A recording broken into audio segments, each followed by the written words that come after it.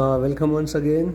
Lecture number 7 MCQs discuss करेंगे मोइच and DHA के हवाले से। पहला एमसीक्यूज आए, what are the hormones for biological difference between male and female. Male and female के अंदर जो बायोलॉजिकल डिफरेंस हम कर सकते हैं वो कौन से हार्मोन्स के थ्रू कर सकते हैं। ऑप्शन ए हमारे पास आ जाता है oestrogen and HCG hormone, chorionic gonadotropin hormones.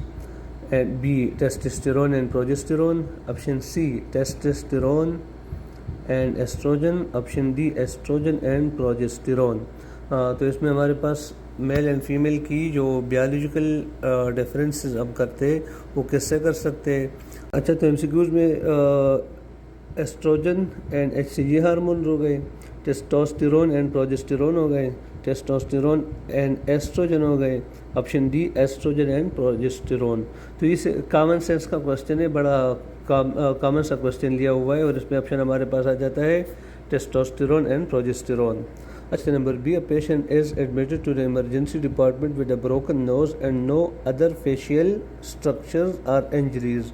एक बंदा आपके पास इमरजेंसी डिपार्टमेंट में एडमिट है, उसका सिर्फ और सिर्फ नोज़ ब्रोकन है, बाकी कोई भी फेस पे उसका कोई इंजरीज भी नहीं है, फ्रैक्चर भी आपको नज़र नहीं आ रहा। What categories of surgery would repair a broken nose fall under. मतलब डिफरेंट कैटेगरीज ऑफ सर्जरीज होती है, तो इस कैटेगरी सर्जरी को हम कौन से कैटेगरी में रखेंगे। अर्जेंट में नहीं रख सकते क्योंकि अदर ब्रूशेज, इंजरीज, फ्रैक्चर कुछ भी नहीं है। इलेक्टिव, इमरजेंसी या इमीडिएट। इमरजेंसी और अर्जेंट पास में आ जाते हैं, मतलब 1 घंटे से लेकर आप 1 डे के अंदर अंदर उसको ट्रीट करना लाजमी होता है। इमीडिएट में आप टाइम वेस्ट नहीं कर सकते, इसमें आप लाइफ थ्रेटनिंग होता है तो अपने डायरेक्ट इसमें इमरजेंसी मतलब इमीडिएट उसका सर्जरी करवाना होता है। तो यहाँ पे सिर्फ उसका नोज़ ब्रोकन है, इमरजेंसी डिपार्टमेंट में केयरिंग के अंदर एडमिटेड है, तो इसकी जो सर्जरी हम करेंगे वो इलेक्टिव टाइप की सर्जरी होगी इसकी।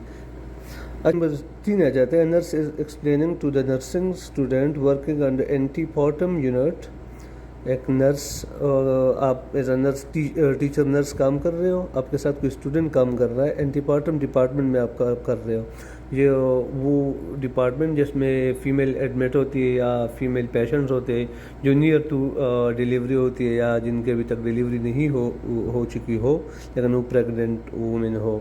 अच्छा, हाउ टू एसेस एडिमा। अब उसको समझा रहे हैं कि आपने एडिमा को किस तरह एसेस करना होता है। Which edema assess score indicate edema of the lower extremities, face, hands, sacral area.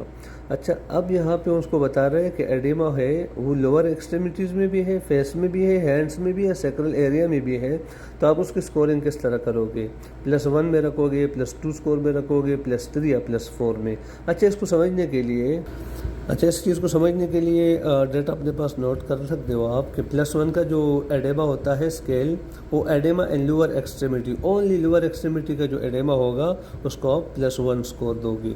Oedema in lower extremities and hands और आर्म्स उसको आप +2 स्कोर दोगे।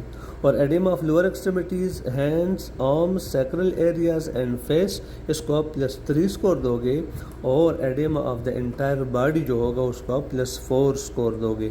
तो यहाँ पे उन्होंने कौन सा जिक्र किया हुआ है, हैंड्स है, फेस है, सैक्रल एरियाज है, लोअर एक्सट्रीमिटीज़ है, तो इसको हम स्कोर देंगे +3।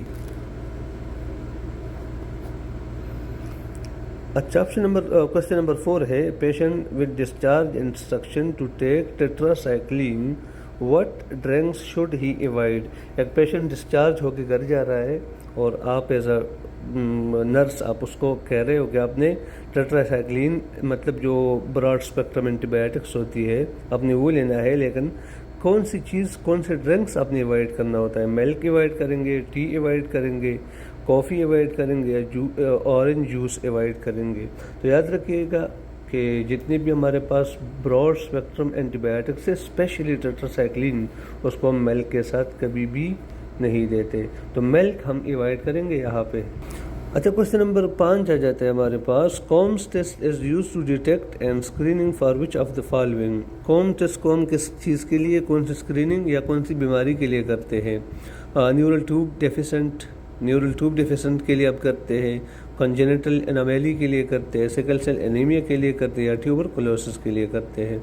तो कंजेनिटल एनामेली का आपको पता है यू कंडीशन होता है जो बाय बर्थ मौजूद होता है किसी भी बच्चे के अंदर, और ये किसी भी जेनेटिक्स या एनवायरमेंटल फैक्टर्स की वजह से होता है, और ये जब फेटल डेवलपमेंट कर रहा होता है ये उस वक्त आप उसमें ऑब्ज़र्व कर सकते हो। और इसके अलावा ये जो न्यूरल ट्यूब डेफिशिएंट है हमारे पास, न्यूरल ट्यूब और स्पाइनल कॉर्ड का जो होता है कंजेनिटल एनिमेली टाइप है। तो इन दोनों में तो नहीं होता, स्क्रीनिंग को हम मुश्किल नहीं कर सकते, हम करते हैं ये सकल सेल एनीमिया के लिए, सकल cell anaemia.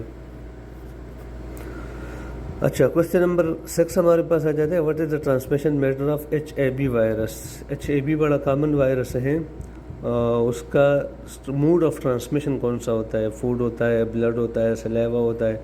Sexual transmission means sperm के थ्रू ये ट्रांसमिट हो सकता है।